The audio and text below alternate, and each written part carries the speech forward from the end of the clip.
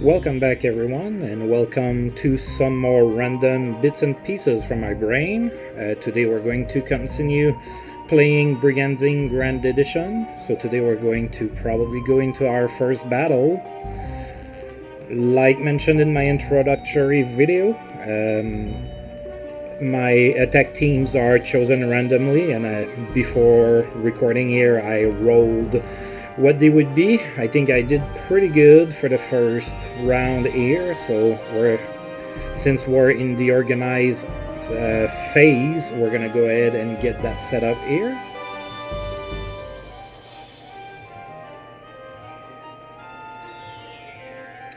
Alrighty, so up here,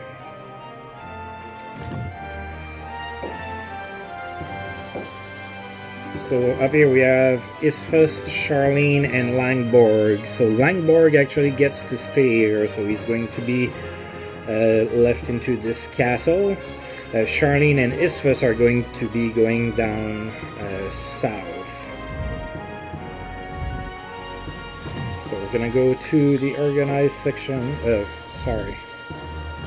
the move section. And we're gonna go ahead and select Isfus and Charlene by pressing the square button, and we're sending them down.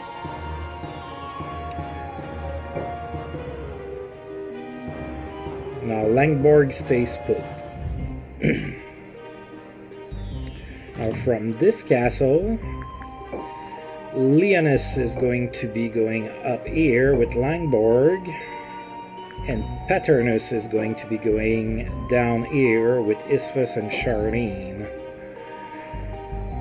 Kilif and Asmit are going to be going on quests. Now what quests do in this game is there's quite a few things that can happen.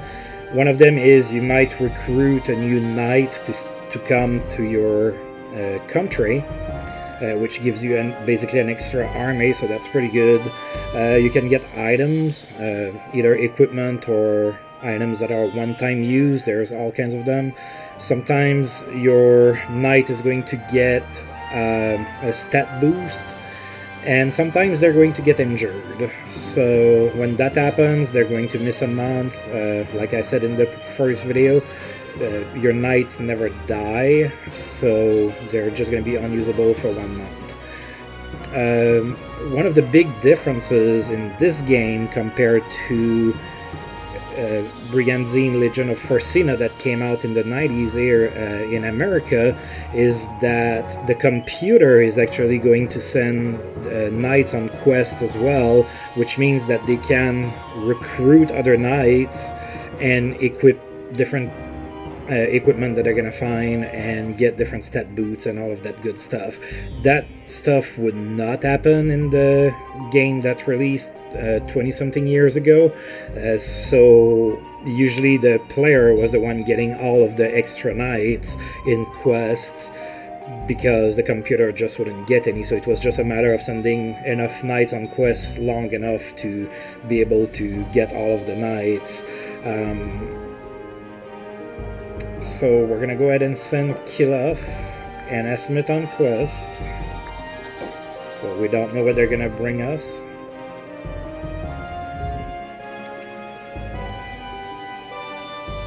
Now here I have Philo that's going to go up here with Leonis and Langborg, and Sophia's going on quest.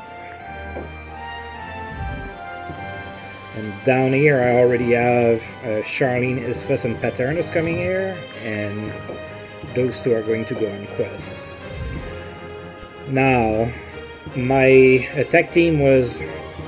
So, all of my units have been randomly assigned through a random generator.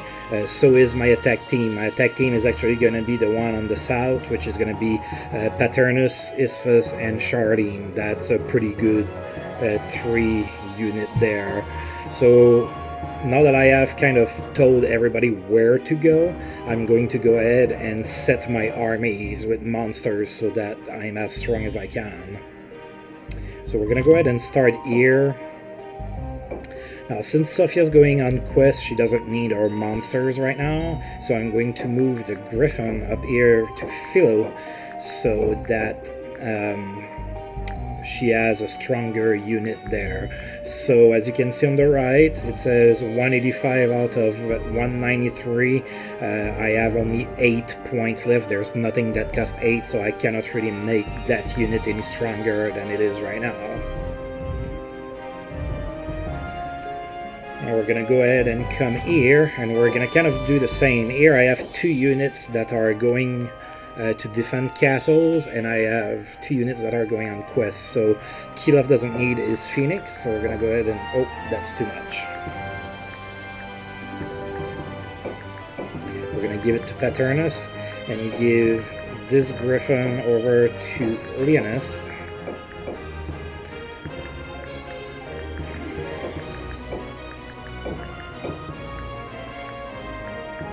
Alright, and... that's gonna be too much. Yep. Alright, so I have those 2 units set as well. And Kilov doesn't really need monsters, he's going on quest, so is Asmit. And then down here, they're both going on quest. I'm just gonna let them keep the monsters that they have. It doesn't really matter right now. And then finally, I have here. So those 3 are gonna go and fight. I don't have any extra monsters, and I need all of the monsters that I have here. So the only thing really that I can do is to summon more monsters. So we're gonna go to summon. So those are the monsters that are available in that castle. Different castles have different monsters that you can summon. The capitals tend to have a better selection. Let's see. So mana, I have 591 mana. That's my currency. And here you see how much mana each creature costs. So I can get 1 Griffin, which I am going to get.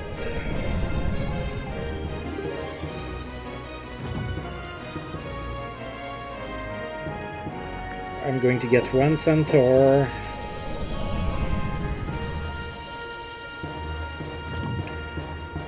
And I'm going to get 1 Djinn. Centaurs are archers, so they're ranged attackers. They're not super strong, but when they level up, they get more mobility and they can attack from even further. So they're kind of a nice little unit to have. Djinns can be a little tricky. Sometimes they're hard to keep alive, but they can get pretty useful. So now we're gonna go ahead and reorganize all of that.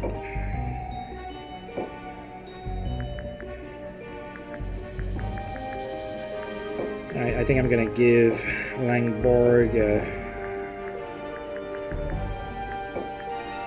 a Griffin there.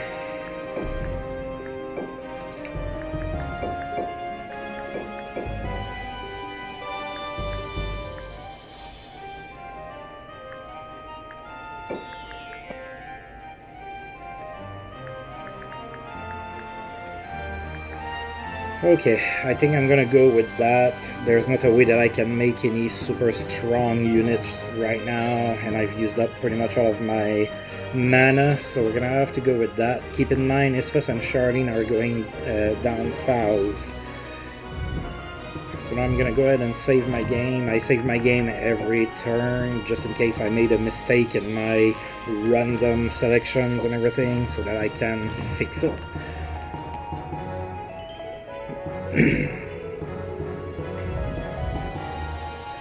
Once you're done with your movement and summoning monsters and all of that good stuff, you go ahead and you execute. Everybody's going to move units, including the computer. On the first turn of the game, there are no attacks. So here I can't attack anyway because I have 2 new units. You can tell where it says leader, it's in gray. That means that they're not available to attack. So this is going to be my defense team. Remember, that's not my attack team here, that's my defense team. That means that if the castle to the north attack, I'm going to be defending with this here, and because I have my leader here, part of my rules is if my leader is in the defense team, I get to do the defense.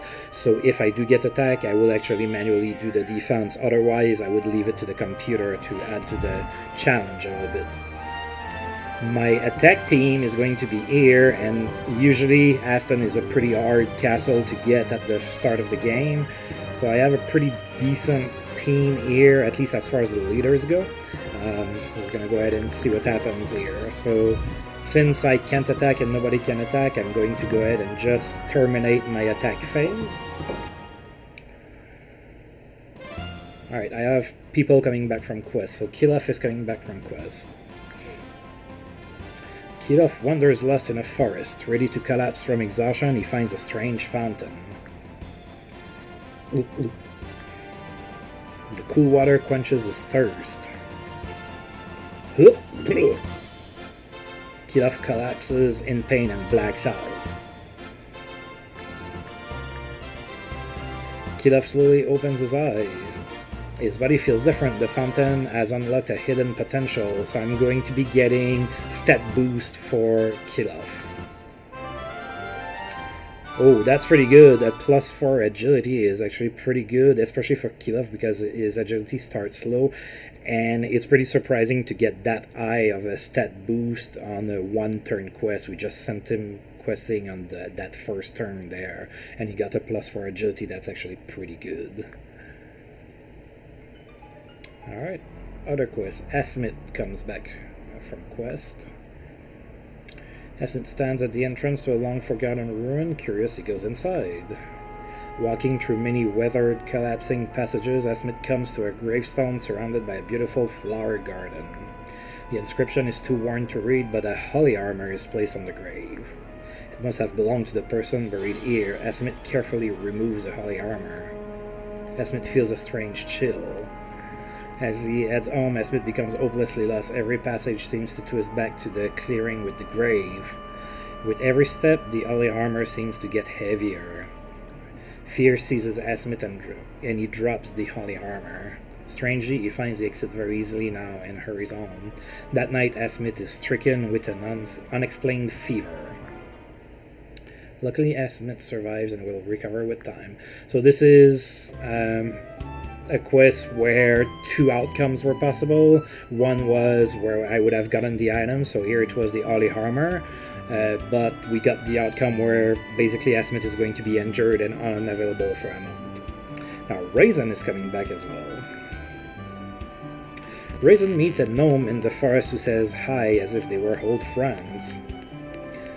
You like eat? It's free! The gnome holds out a bright red mushroom. Raisin eyes it suspiciously. What wrong? Is big strong knight afraid of tiny mushroom? The gnome stares with a mocking smirk till the knight's ego demands action. Raisin trusts his luck to God and swallows the mushroom down. Tastes odd, but not bad. What's best one is good, yes? See you. The gnome disappears into the forest. Raisin worries as an odd warmth begins to spread from his stomach. Strangely, Raisin feels more robust. HP +5, so stat boost. Alright, so we got two quests that had a positive outcome and one that had a bad one. So since I didn't do any attacks, the people that came back from quests, that are available to come back from quests, are going to be sent back on quests. So now we have some story popping up. In the castle, Tower of Prayer. Lady Leonis, pardon the interruption. What is it? Is something wrong, Asmit? A messenger from Norgard just arrived with this letter. It seems King Vaynard himself wishes to meet with you. Norgard's king? Indeed, but he is called the White Wolf for a reason. We must be on guard. I suggest we send someone else in your place. A substitute? Why? It may be a trap. I will go myself. Lady Leonis. I am scared to go, but I cannot run away from my duty. Lady Leonis, I understand. I will make the arrangements. At Castle Damas. Some more Japanese voiceovers. レオニアの女王リオネッセと申します。 I will get straight to the point. You have two choices. Leonia can swear allegiance to Norgard and become a vassal state, or there will be war. Choose. What? I ought to... As I expected, Lady Leonis. King Vaynard. Leonia has always been recognized as a free state, even at the height of Almicia's power. I'm sorry, but we cannot give up our independence. Very well. War it is. Wait, please, we do not wish to fight. Leonia would never attack Norgard. Can't you just leave us in peace? The decision was yours. If you cannot live with your choices, you are unfit to rule. Leonia is already mine. But do you just want an excuse to fight? If Leonia will not submit, it must be taken by force. You leave us no choice, you will have your war. But know this, I will never forgive you for dragging the people of Leonia into this. So it is. Leonia cannot bury its head and hide in this age of war. I will add, till your words are bold, your body trembles. You should stop that, it betrays you. Farewell, we will meet again, Leonis. In battle.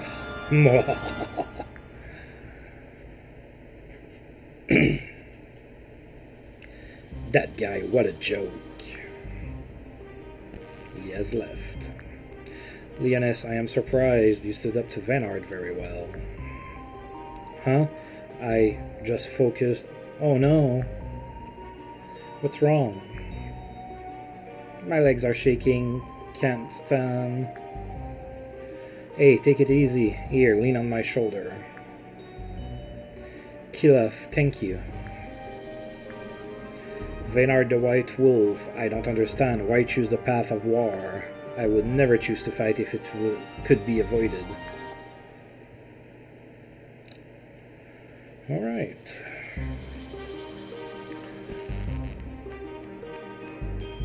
Alright, so now I have people here. So I am going to, like I said, to send back Kilaf and Raisin on quests. Asmith is injured. I can't do anything with him. I can't attack. I can't defend. I can't send him on quests. He's just there for dismount. So those are sent on quests. Now I am going to give Langborg a little bit more monster power, I guess. Alright, so I have a couple giants here. It's probably going to be too much, yeah. There we go, a little bit. So, yeah, that unit is not going to be very strong. It's going to miss a lot of attacks. Giants are pretty strong, and they actually can promote into pretty useful units, but they have really low agility, and they're kind of squishy, so they hit hard, but they're kind of a iffy monster to have. Golems have decent defense. They're also immune to all status effects like poison, and they can hit relatively hard, but they miss very often. They're extremely unreliable. Alright, so I think that does that. We're gonna go ahead and check down and see if I can maybe summon more monsters there. I think maybe Charlene can add no. Let's do this. No, she has 76. I think I can get rocks here. I sure can. Let's get a rock for Charlene. I'm not going to spend all of my mana. Sometimes it's a good idea to just save for later, because you never know how much you're going to lose in a battle. So I'm going to go ahead and move the rock into Charlene's unit. Named Rock Boy. Now rocks are pretty cool, they're pretty strong, and they have a slow chance to turn enemies to stone, which is really useful when that happens. So that's not a bad unit to have at all. Alright, again I'm gonna go ahead and save.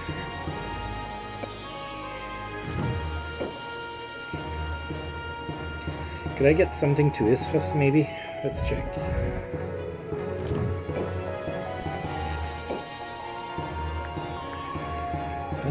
63. Yeah, I can definitely get him something. I don't have a lot of mana left, but let's get him something else, because like I said, Asten is usually pretty rough to get, especially at the start. Let's get him an extra eater.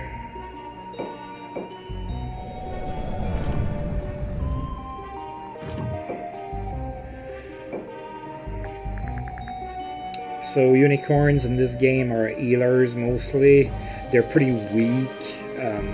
They can't attack really well or defend really well. They don't have a lot of health either, but they can heal, so they're little healers. When they reach level 10, you can branch them out into 2 different kind of monsters, so that gives them some flexibility there depending on what you want to do. Alright, so I think that's a pretty good stack unit for my first attack. Hopefully Dryst is not going to be as imposing. Dryst starts with a Bahamut, which is a really strong dragon type, so hopefully he doesn't have it there, because it can kick my butt probably. Alright, let's see. So now that I can attack, it's not the first turn of the game anymore, I can attack. All of my units that are there are available to attack. I have to attack as part of my house rules there. So that's what they have there in Asten. Okay, so they have a lot. But they don't have the Bahamut. So Iria's pretty strong, she has a couple of dragons. Camden is pretty strong as well. He has a pretty decent unit. And then I guess he's gonna go with Daffy probably. So it should be an interesting fight. They definitely have quite a few different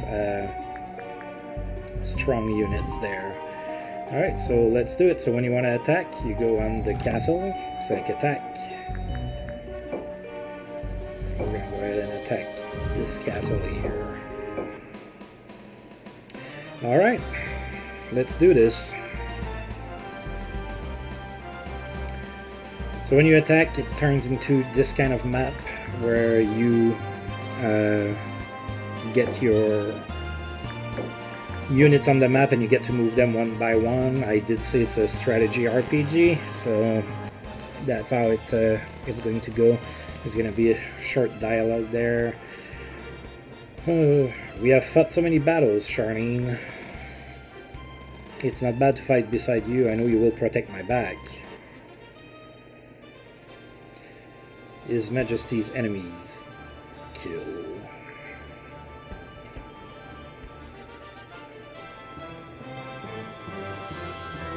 Right, so the turn in this game is determined by the level of your knights. So Paternus is level 20 and Iria is level 20. So at that point it was randomly decided and Iria went first. So let's look at their units here. So Iria is a killer doll, which is a change from Brigandine Legion of Forsina, where she was just a regular Valkyrie.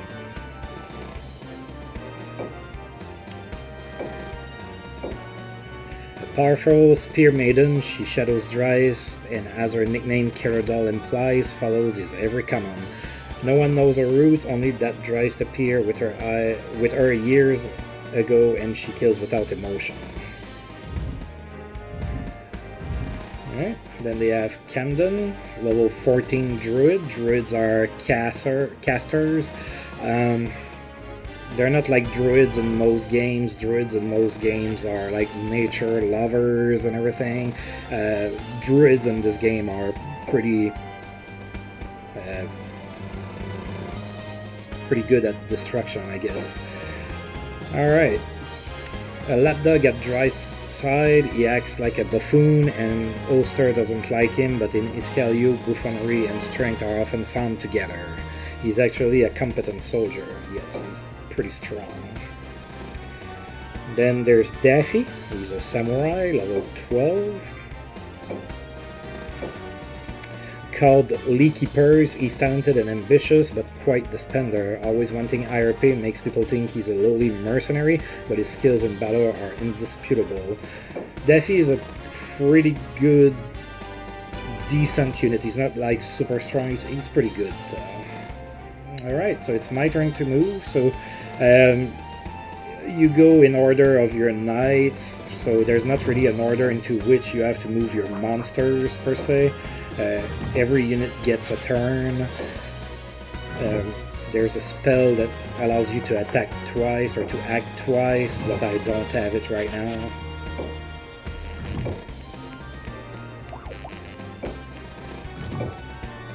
Alright, so that should be all of Paternus' unit. Now it's Isfa's turn.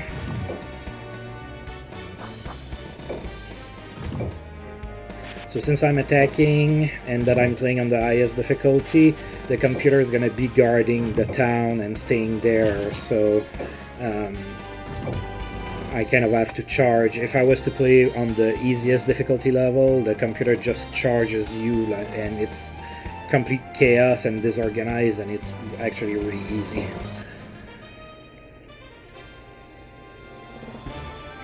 So there's a 10 turns limit, I believe it is 10. If they defend for 10 turns and I have not made them retreat, the defending side wins. Otherwise, for me to win is either to kill so many of their units that they retreat, or killing their knights forces them to retreat, and then there's less units on the battlefield.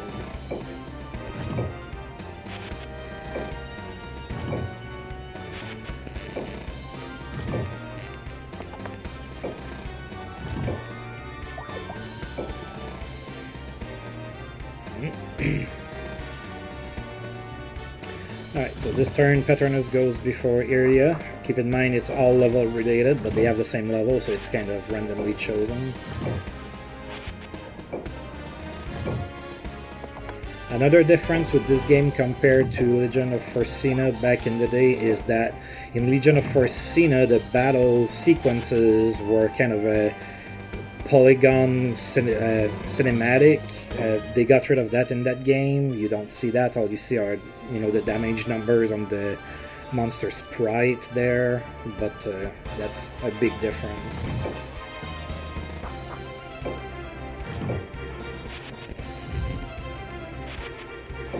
I'm pretty careful how I charge in with my monsters.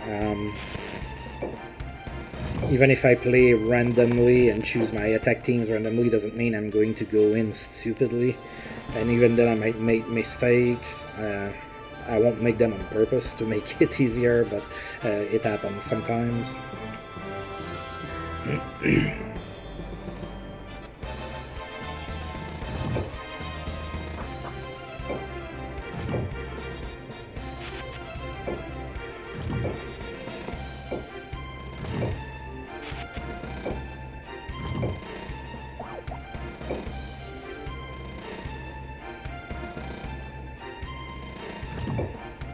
Let's see where I'm at. Alright, so they're here, so I'm gonna try to come from around here.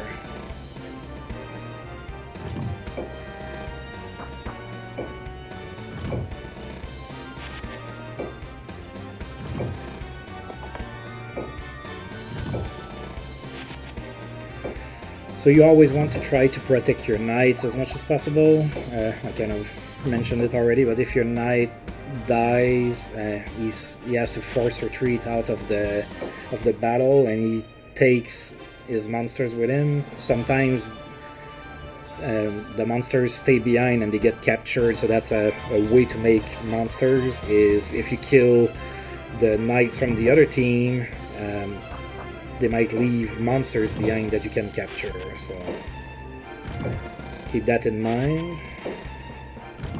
But of course, killing everything gives you more XP and you level up more, so it's kind of a trade-off. You can kind of risk getting more monsters and leaving some XP on the table, so it's really up to you at that point. Alright, so they're charging, so his dragon is going to attack my rock. There's always a counter-attack, except some monsters can't counter-attack. It's pretty rare. Djinns are one of them. So rock on rock, keep in mind, some rocks are... Oh no, it's on my golem, sorry. So the golem cannot be turned to stone, and I'm surprised that he actually hit. So. Ooh. Looks like he's going to expose himself. That's going to be an easy target. So ghouls are not really strong. They're actually the cheapest unit to get in the game. They can turn, if you are really patient with them, they can turn into a Vampire Lord, which are pretty strong, but it's pretty hard to get them all the way up there.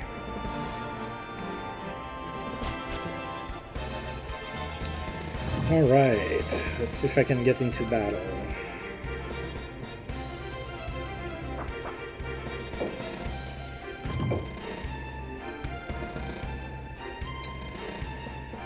Let's see. I get one shot at him. Since it's my first fights and everything, I tend to go for the leaders more. Try to establish territories, because more territories mean you get more mana per turn, which allow you to have stronger monsters in your army and summon more monsters. As the game goes on, I usually focus more on getting XP, so I'm gonna try and kill Camden, but I'm not going to go with my rock here, because I'm gonna have my Phoenix here that's gonna be able to go and attack him. Alright, so if you look on the ground, there's a area that is darker in color. That's called the rune area of my knight. So monsters are at full strength when they're inside of the darker area. So knights have different areas, usually between 3 and 5. If, for example, if I were to go here with my rock or here with my rock and attack the ghoul, my rock would not be as strong, so he would be weakened and easier to kill. So you unless you're sure of that you're gonna get the kill or something like that, you want to always stay in the darker area.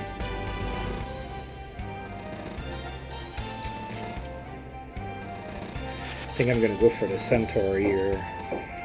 So I have a 90% chance to it. The Centaur has a 99% chance to it on the counter-attack, unless I turn him to stone. That's another thing that they have added in that version of the game. The percentages weren't in Legion of Forcina, so sometimes you had absolutely no idea. Ooh, critical, that's an automatic stone. So monsters that have special abilities like stone or poison or something like that, whenever you crit, you automatically inflict that status effect.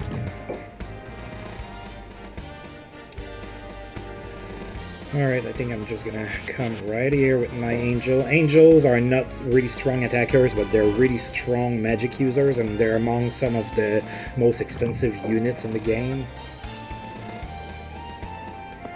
Alright, now because the Centaur is turned to stone, his defense is a lot higher. So I'm going to attack him with my Centaur, but I'm not going to hit very hard. 26.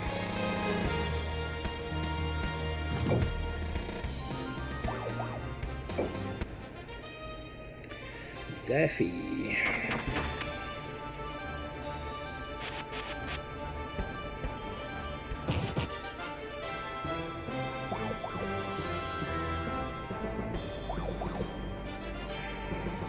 Now let's see if I move before Iria. No, I do not. So she might go and protect Camden. No, she's not. Okay. Well.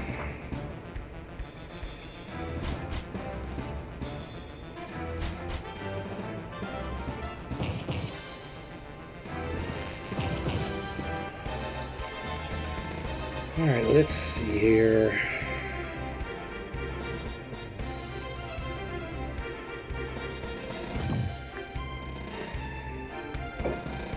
Alright, so Cardinals have Audio Word, which is a really good spell, and it has the longest attack range, I believe, of all the spells. It doesn't hit as hard as the elemental spells, but it can get a lot more targets.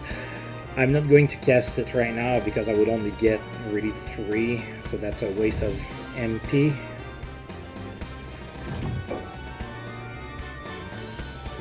Oh, that's true, since he's in stone now, I have a lot more that I can do.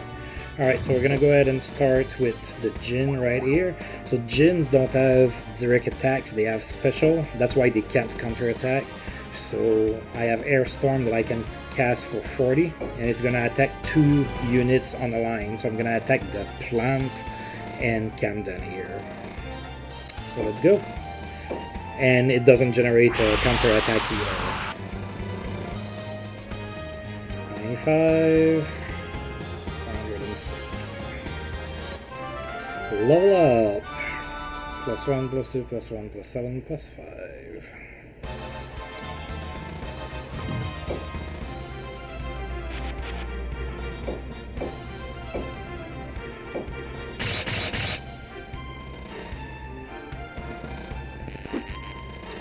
Nice. Alright, so when you get an enemy in a pincer attack, you gain bonuses to it. So because I have the Phoenix on the other end of him, I'm pretty sure I'm going to get a 100% chance to it now. Yeah, you can see the number is in green. That usually means a bonus.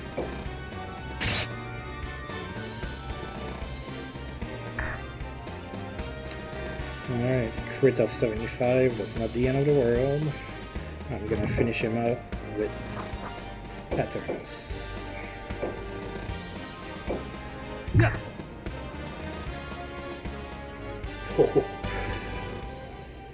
How will I explain this to His Majesty? I don't know, but you're gonna have a month to tell him. Alright, so I captured his level 1 centaur, so that gives me a free unit, basically, as long as I don't kill it, because you can still kill units after they stay in battle. Sometimes you might want to do that to clear the way or just for XP. I'm just gonna keep him alive.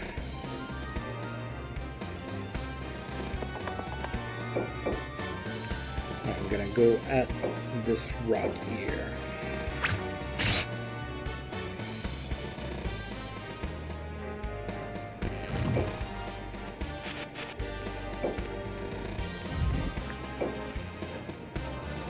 Alright, Isfa's turn. So dragons have a breath attack that's similar to what the Djinn did, except that it's on 3 tiles.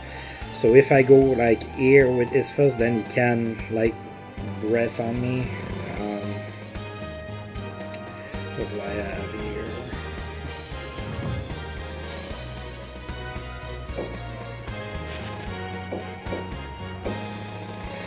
As a general rule of thumb, usually it's a good idea, as in pretty much any RPG that you're playing, you want to try to focus on one enemy at a time to eliminate them.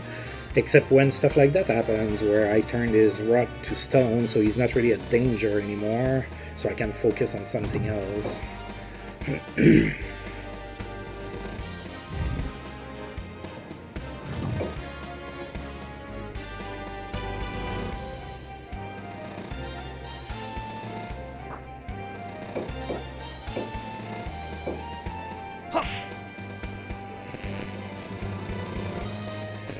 Monks don't provoke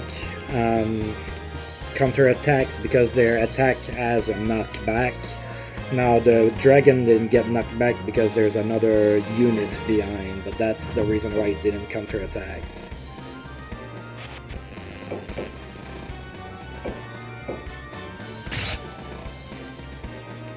Nice. Even better.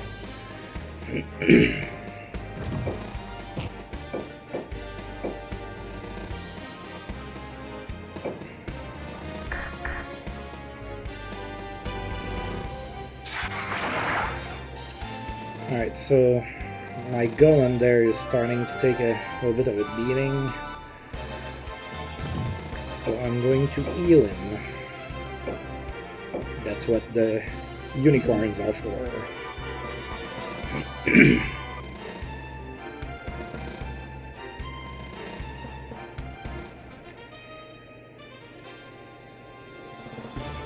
Let's see what he does. Oh, he's getting out of the... Excuse me. He's going out of the range, so his attack is not going to be as strong.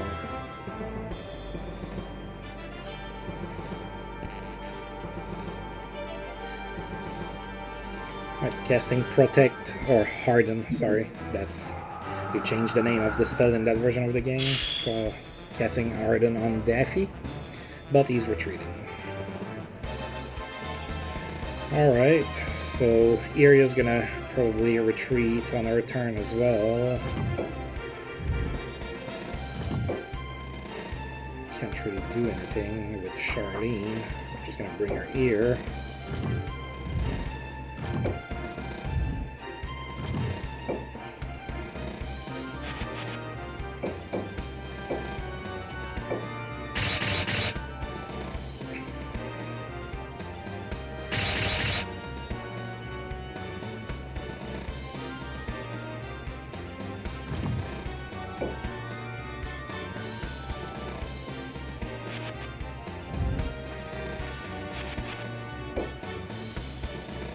Alright, since they're probably gonna leave, I'm gonna just get some XP.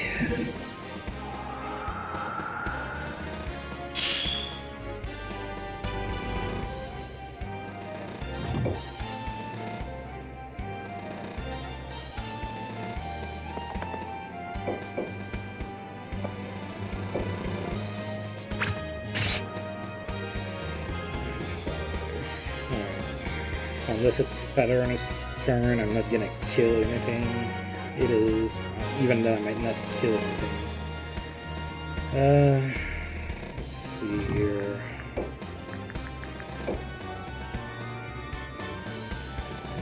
Not really worth it.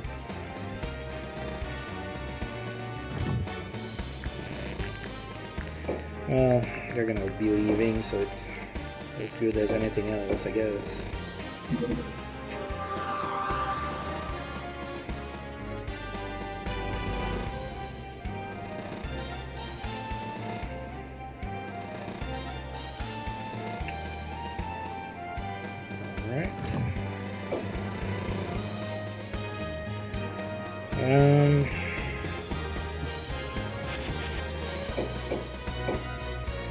Can't do much.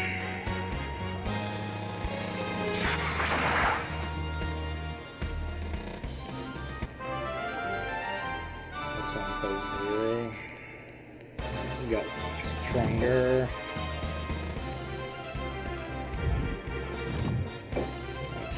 Get this guy here.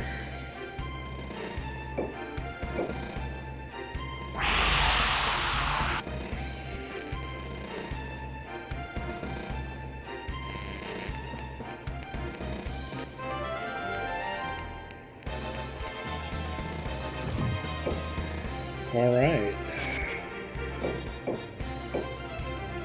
Gonna attack this lizardman. Lizardmen are a pretty nifty little unit to have.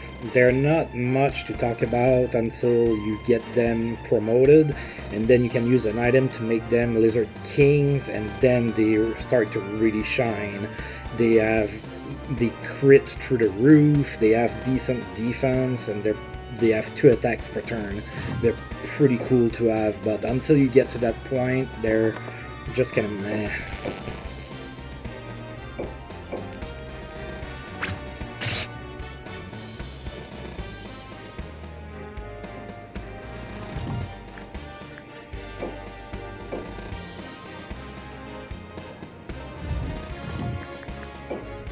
Alright, so here is probably gonna leave. She might get a few hits in for XP before she does.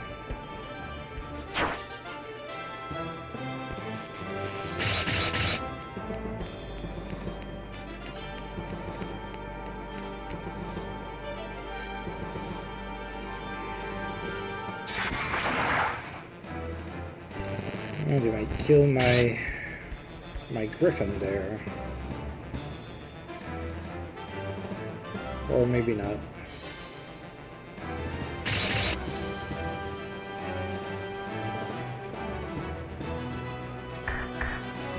My golem has not missed once. I have to make sure to count my blessings.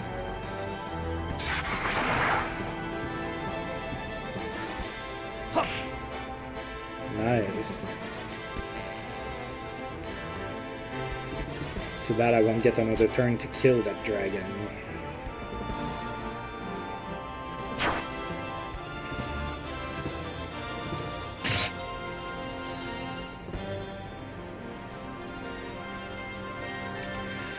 Alright guys, so that was a pretty easy fight. He exposed one of his casters and I just took advantage of that. I didn't really go for monsters and XP and everything. So whenever you win a fight, you get 200 XP for each unit.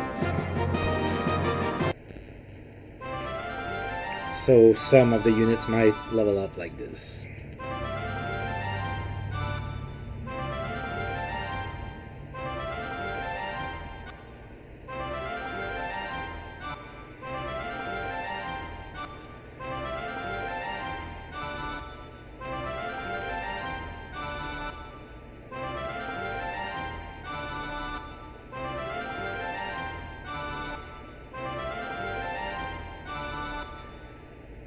Alright, and we managed to capture a centaur, so that's a free troop. We're gonna take it.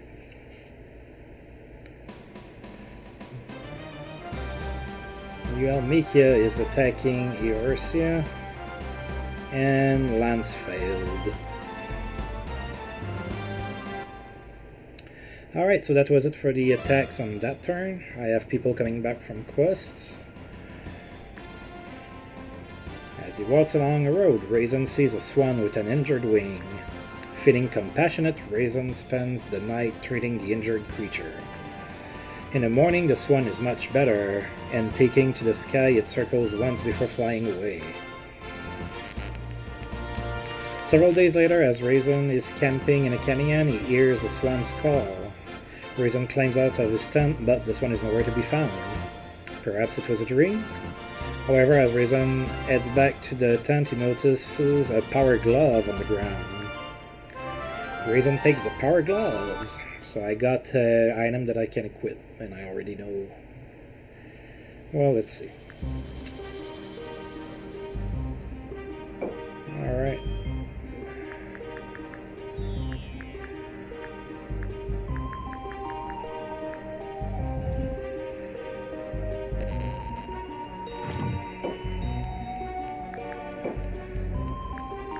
Yeah, I'm actually going to give it to Langborg for now.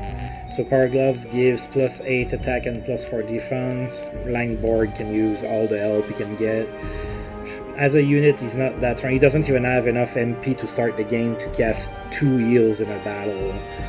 That's how sad it is. But as far as attacking and defense, he's okay. So we're gonna give him a little boost here.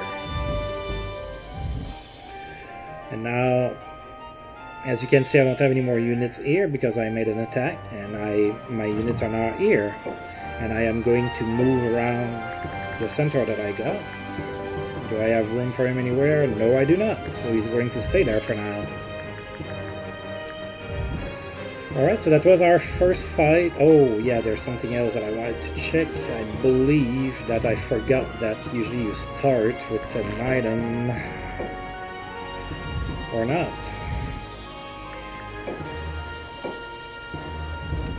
My bad, never mind.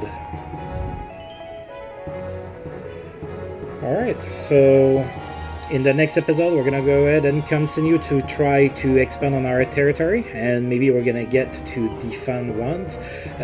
Before the next episode, I'm gonna roll my my teams randomly again, so I have no idea what I'm gonna get at that point. All I know is that Chantel, Sophia, and Kilaf are out on quest. They're not back, so they're not gonna be part of that. So I'm gonna go ahead and save, and as usual, thank you guys for logging in and following this episode of Brigandine, and until next time.